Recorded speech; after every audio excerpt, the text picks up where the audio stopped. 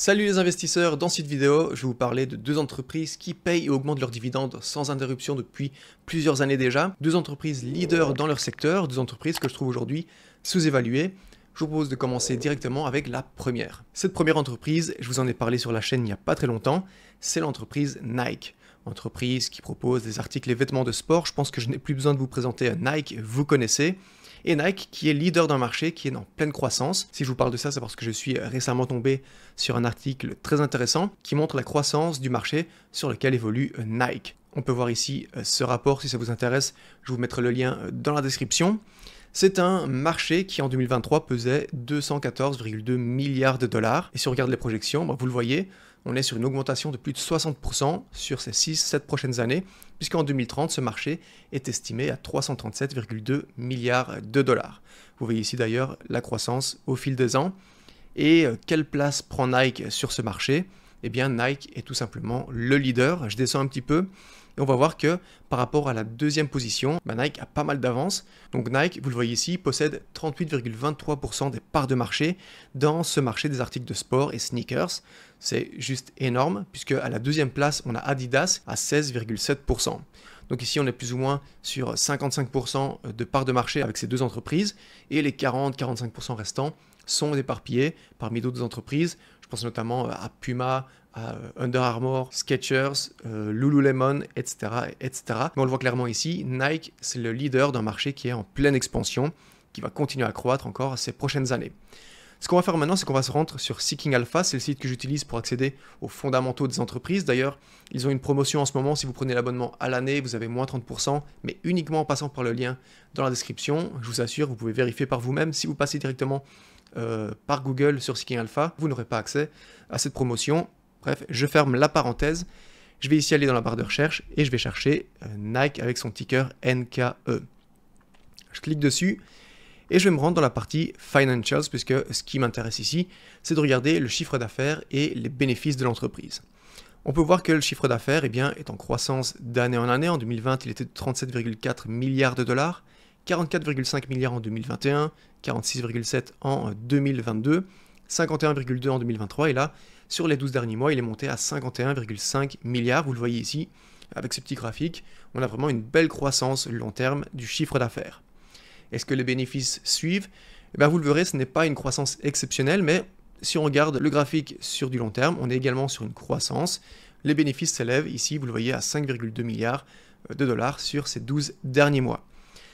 Ce que j'aime regarder également lorsque j'analyse une entreprise, c'est le free cash flow. Pourquoi? Tout simplement parce qu'avec ce free cash flow, l'entreprise peut faire des acquisitions, repayer de la dette, faire des rachats d'actions, et également payer un dividende. C'est d'ailleurs ce que Nike fait, un dividende qui est plutôt solide, avec une belle augmentation d'année en année. Je vais y revenir dans un instant. Mais avant ça, free cash flow, je vais ici sur la partie free cash flow de l'entreprise, et je descends tout en bas, et on peut voir le leverage free cash flow. Quelle est la différence entre le leverage et le unleverage free cash flow? Le leverage free cash flow, c'est le free cash flow après avoir repayé de la dette. Donc ici, le free cash flow, vous le voyez, est en tendance haussière sur du long terme, avec un free cash flow sur l'année 2023 qui s'élève à 3,87 milliards de dollars. Donc maintenant, je remonte un petit peu, et juste avant de passer aux dividendes, je vais regarder la balance sheet et le nombre d'actions en circulation, parce que c'est très intéressant lorsqu'on investit dans une entreprise. On veut que l'entreprise fasse des rachats d'actions. Je vais descendre également tout en bas, et ici on va voir, attention, ici, Total Common Shares Outstanding. On peut voir que ce chiffre est en diminution d'année en année. C'est exactement ce qu'on veut voir. Sur ces 12 derniers mois, il y avait 1,51 milliard d'actions en circulation. Je remonte et on va passer aux dividendes. Je clique donc sur dividendes et on va regarder l'historique. Le dividende de Nike est payé sans interruption chaque année depuis 34 ans. Et il augmente également sans interruption chaque année depuis 11 ans maintenant. Vous le voyez ici. Si je clique sur Dividend Safety, on peut voir que le dividende est plutôt sûr. Même si ici, Seeking Alpha donne une note de C-, ça reste un très bon ratio. Puisque le ratio ici, le ratio de distribution, est de 41,7%. Ça veut dire que seulement 41,7% des bénéfices sont alloués aux dividendes, ce qui laisse pas mal de marge pour Nike et surtout pas mal de marge pour l'augmenter l'année prochaine. D'ailleurs, on va regarder la croissance du dividende.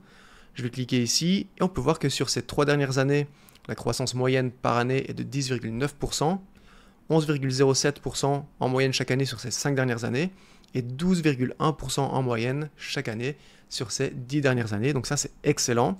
Retenez ce chiffre, 11%, on va faire un petit calcul ensemble dans un instant. Je vais aller sur le Dividend Scorecard. Ici, on peut voir que le Dividend Yield est de 1,57%. Et là, je sais ce que vous allez me dire. Les gens qui viennent bourse vont me dire que 1,57% de rendement dividende par an, c'est de la merde.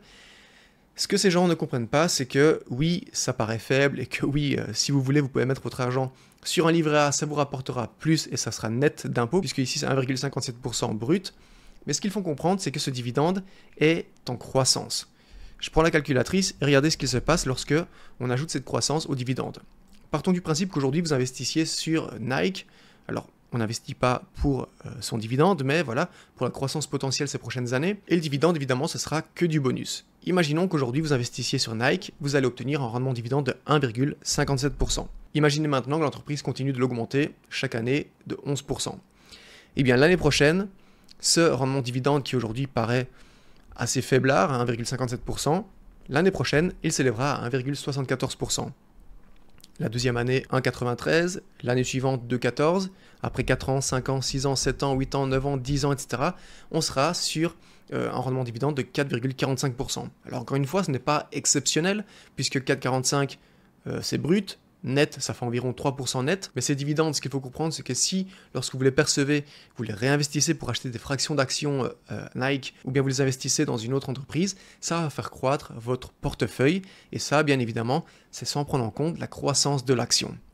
Donc voilà pour ceux qui pensent que aujourd'hui Nike, ça sert à rien d'investir dessus parce que le rendement dividende est faible. De 1, on n'investit pas dans une entreprise pour son dividende, ou en tout cas pas juste pour son dividende. Et de 2, il faut également regarder la croissance des dividendes et le potentiel de croissance de l'action. Je referme cette deuxième parenthèse. Vous le voyez ici, le payout ratio, on l'a vu juste avant, est autour de 40, donc ce qui est plutôt pas mal. Et le dividende payé est de 1,48$ par action par an. Regardons maintenant quelques ratios intéressants. On va se rendre pour ça sur le site GuruFocus. Et ici, GuruFocus va nous donner un score et il note Nike 98 sur 100, ce qui est excellent. GuruFocus est un excellent site pour accéder également à des données sur divers marchés boursiers, notamment le marché américain. C'est assez cher, c'est dans les $500 par an. Personnellement, je ne paye pas ça. J'estime que les informations gratuites et disponibles sont largement suffisantes, donc je vous invite également à aller voir GuruFocus. Je pense que la version gratuite fera le taf. Donc une excellente note, et si on descend un petit peu ici, on peut voir qu'au niveau de la profitabilité, eh bien, les ratios sont plutôt pas mal, puisqu'on a un return on equity qui est de 36,9, bien au-delà de la compétition, des concurrents, un return on asset de 13,97, un ROIC qui est plutôt pas mal à 23,88. Ce qu'il faut bien comprendre ici, c'est que ces ratios-là, on les compare avec des entreprises du même secteur, avec des entreprises, même je dirais, de la même niche, du même marché. Ça sert strictement à rien d'aller comparer le ROIC de Nike avec celui d'Apple, parce que voilà, ce sont des secteurs complètement différents. Donc des ratios plutôt intéressants. Et si on regarde ici la note de valorisation de GuruFocus, eh bien, vous le voyez, je vais l'agrandir en cliquant juste ici. GuruFocus estime que la valeur intrinsèque de Nike devrait plutôt se situer autour des $132, alors qu'aujourd'hui, l'entreprise cote à 93, ce qui veut dire que ce serait sous-évalué d'environ 30%, bien entendu. Ce n'est pas parce que je vous montre ça à l'écran qu'il faut se ruer maintenant et acheter des actions Nike. Faites toujours vos propres recherches, d'accord? Donc je quitte ceci et on va regarder le cours de l'action Nike. Je vais retourner ici, hop. Je prends Nike devant les yeux sur TradingView et on peut voir en daily que l'action, eh bien, est ici sur une sorte de résistance autour des 87-90$. Ça fait plusieurs fois qu'elle touche cette zone. L'action avait fortement chuté durant la crise sanitaire, début mars 2020, avec un plus bas à 60$, avant de voir un gros rallye haussier qui a duré jusqu'à fin 2021 et qui avait porté l'action à 180$. 180$, c'était le all-time high de Nike. Puis on a vu une énorme chute qui a fait perdre 50% de l'action, il me semble. On va regarder ça ensemble. C'est bien ça, le cours de l'action a perdu 54% de sa valeur, avant ensuite de rebondir en 2023, et puis on voit que ça stagne un petit peu, et sur ces 12 derniers mois, eh bien Nike trade dans ce range entre 90 et 110$. Je pense qu'ici à 90$, ou exactement 96,98$, on est sur un excellent point d'entrée pour du long terme sur Nike, et d'ailleurs ce que j'avais fait, c'est que je ne souhaite pas acheter des actions au marché, donc ce que j'avais fait, c'est que j'avais vendu 2 puts sur Nike, j'ai vendu 2 cash secure put début mars, et ces deux cash secure put étaient avec des prix d'exercice de 91 et 92 $. Je vais vous montrer ça tout de suite sur mon fichier de suivi d'options. Vous le voyez ici, le 5 du 3 et le 20 du 3.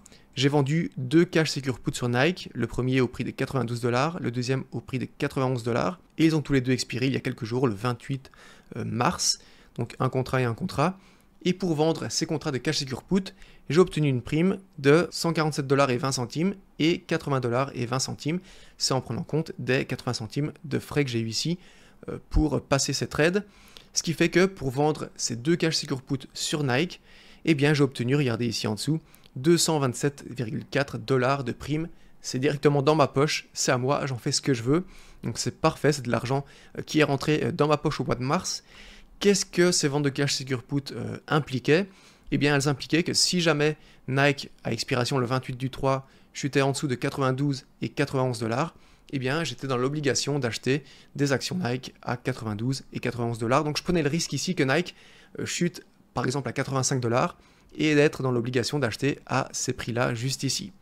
Mais vous l'avez vu, ce n'est pas ce qui s'est passé puisque Nike le 28 mars a clôturé au-dessus de 92, à 93 et quelques, donc je n'ai pas dû acheter les actions, les contrats ont expiré et j'ai mis 220 $ dans ma poche, on n'en parle plus. Et c'est probablement ce que je vais faire à nouveau dès lundi, dès l'ouverture des marchés, c'est revendre à nouveau un put sur Nike pour probablement fin avril, ce qui va me permettre d'empocher une prime et de devoir acheter des actions Nike si jamais Nike chute en dessous de, alors je ne sais pas, je verrai bien les prix d'exercice, mais je vais probablement partir sur un prix d'exercice à 90 ou 91.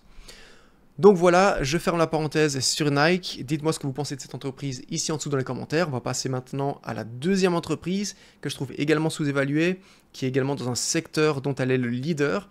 C'est l'entreprise Archer Daniels Midland, une multinationale américaine fondée en 1902 et qui œuvre dans l'agro-industrie ainsi que dans le négoce de matières premières.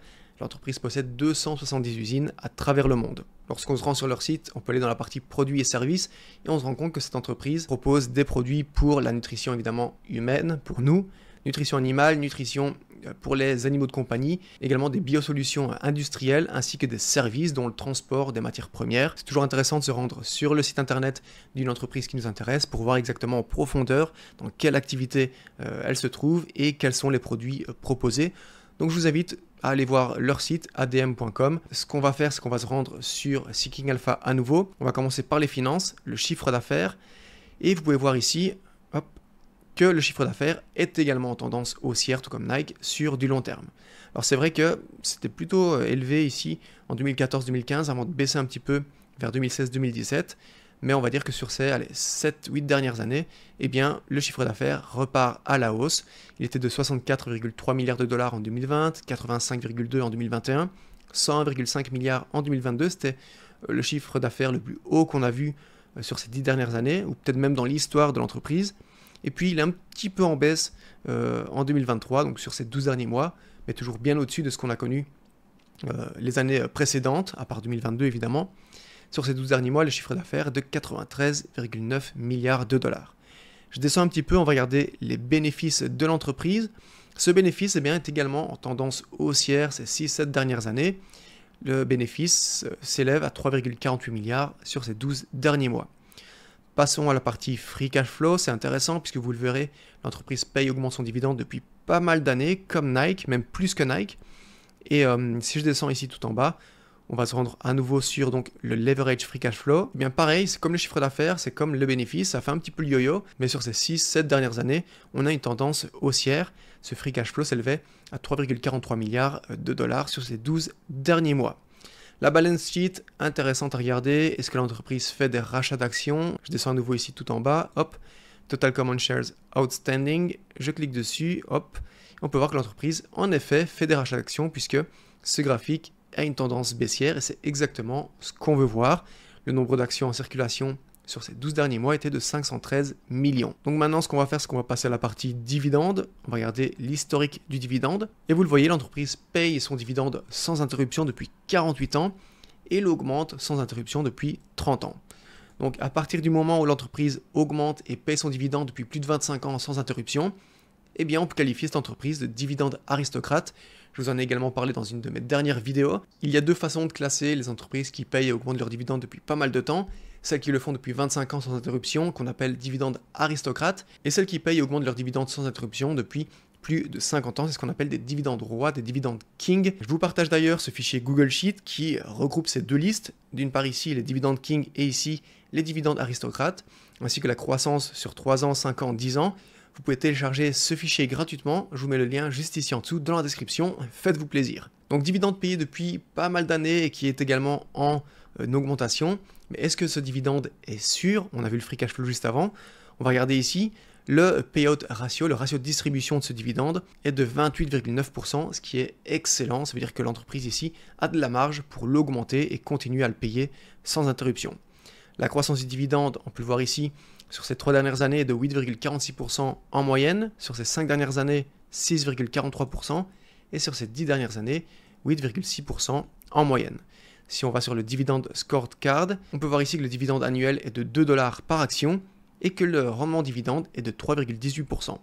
Donc ici, pareil, ceux qui pensent que c'est un petit peu faible, eh bien regardez, 3,18%. Si l'entreprise continue à l'augmenter de 8% d'année en année, l'année prochaine, en investissant aujourd'hui, vous aurez un rendement dividende, encore une fois sur base de votre investissement aujourd'hui, de 3,43%, l'année 2, 3,7%, 3, 4, 5, 6, 7, 8, 9, 10, après 10 ans, 6,8% de rendement dividende sur base d'un investissement aujourd'hui. Évidemment, encore une fois, on n'investit pas juste pour le dividende, mais pour la croissance potentielle future du cours de l'action également. Maintenant qu'on a vu ça, on va retourner sur GuruFocus et regarder quelques informations complémentaires.